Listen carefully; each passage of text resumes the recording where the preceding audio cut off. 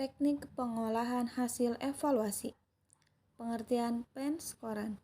Pemberian skor atau scoring merupakan langkah pertama dalam proses pengolahan hasil tes, yakni proses pengubahan jawaban soal tes menjadi angka-angka.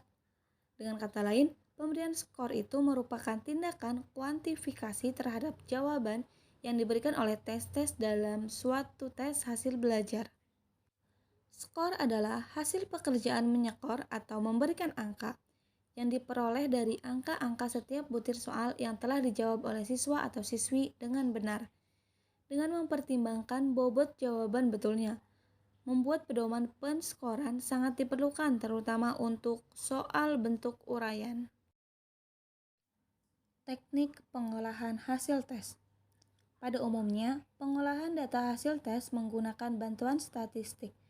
Analisis statistik digunakan jika ada data kuantitatif, yaitu data yang berbentuk angka, sedangkan data kualitatif, yaitu data yang berbentuk kata-kata, tidak dapat diolah dengan statistik. Menurut Zainal Arifin 2006, dalam mengolah data hasil tes, ada 4 langkah pokok yang harus ditempuh.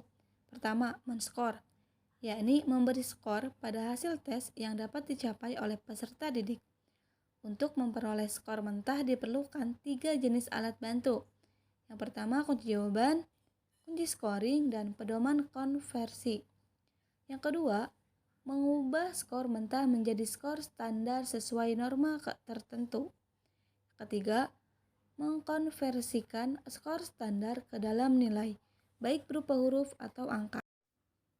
Keempat, melakukan analisis soal untuk mengetahui derajat validitas dan reliabilitas soal, tingkat kesukaran soal, dan daya pembeda. Cara memberi skor mentah untuk tes uraian. Sebelum menyusun sebuah tes uraian, sebaiknya kita tentukan terlebih dahulu pokok jawaban yang kita kehendaki. Dengan demikian, maka akan mempermudah kita dalam pekerjaan mengoreksi tes itu. Terdapat langkah-langkah yang harus kita lakukan pada waktu mengoreksi dan memberi angka tes bentuk uraian. 1. Membaca soal pertama dari seluruh siswa untuk mengetahui situasi jawaban. Dengan membaca seluruh jawaban, kita dapat memperoleh gambaran lengkap tidaknya jawaban yang diberikan siswa secara keseluruhan. Yang kedua, menentukan angka untuk soal pertama tersebut. Ketiga, memberikan angka bagi soal pertama. Keempat, membaca soal kedua dari seluruh siswa untuk mengetahui situasi jawaban. Dilanjutkan dengan pemberian angka untuk soal kedua. Yang kelima, mengulangi langkah-langkah tersebut bagi soal-soal tes ketiga, keempat, dan seterusnya hingga seluruh soal diberi angka. Yang keenam, menjumlahkan angka-angka yang diperoleh oleh masing-masing siswa untuk tes bentuk uraian. Cara memberi skor mentah untuk tes objektif. Yang pertama, tanpa rumus tebakan atau non-guessing formula. Biasanya digunakan apabila soal belum diketahui tingkat kebaikannya. Caranya, dengan menghitung jumlah jawaban yang betul saja. Jadi setiap jawaban yang betul diberi skor 1 dan jawaban yang salah diberi skor 0. Jadi, skor sama dengan jumlah jawaban yang betul. Yang kedua, menggunakan rumus tebakan atau guessing formula. Biasanya rumus ini digunakan apabila soal tes itu sudah pernah diuji cobakan dan dilaksanakan sehingga dapat diketahui tingkat kebenarannya. Penggunaan rumus tebakan ini bukan karena guru sudah mengetahui peserta didik untuk menebak, tetapi tes bentuk objektif ini memang sangat memungkinkan peserta didik itu menebak. Adapun rumus-rumus tebakan guessing formula adalah sebagai berikut.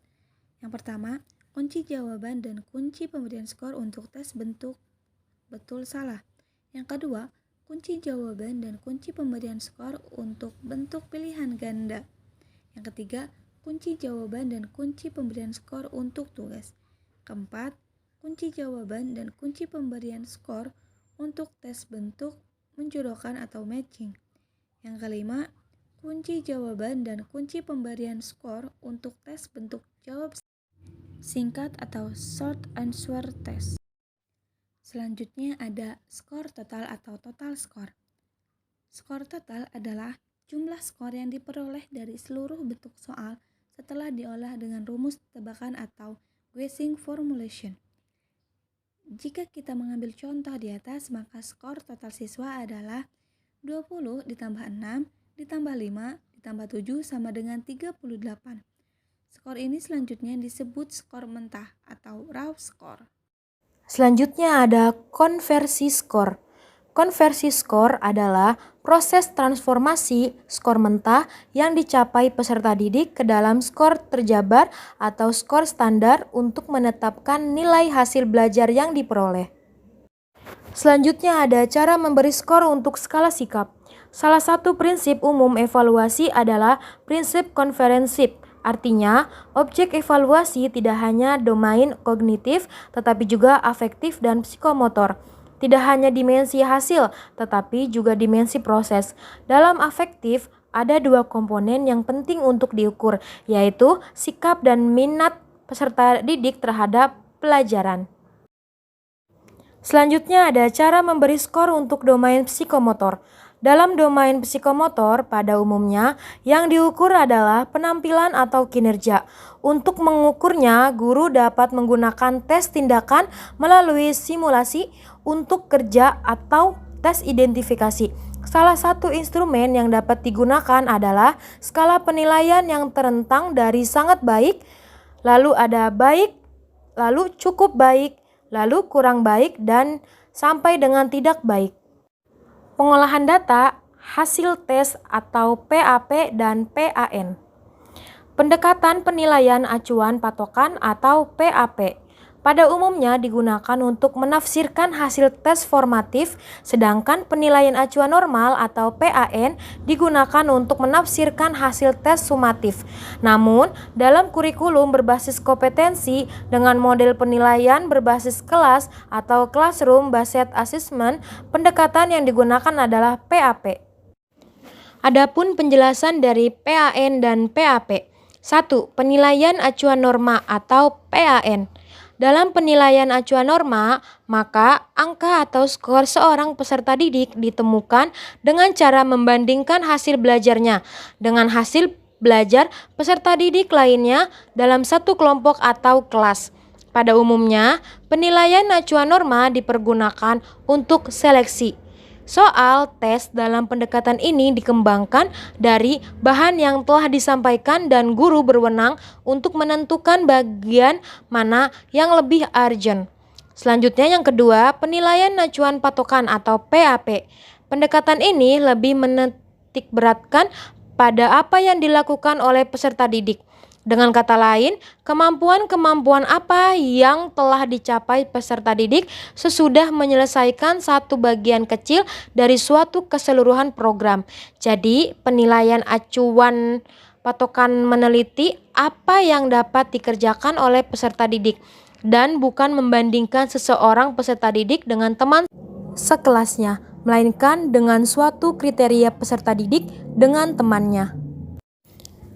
Dari pembahasan di atas dapat kami simpulkan bahwa pengolahan penilaian merupakan sesuatu yang urgent untuk diaplikasikan di institut pendidikan karena menyangkut nasib terutama peserta didik dan tidak menimbulkan kerugian berbagai pihak.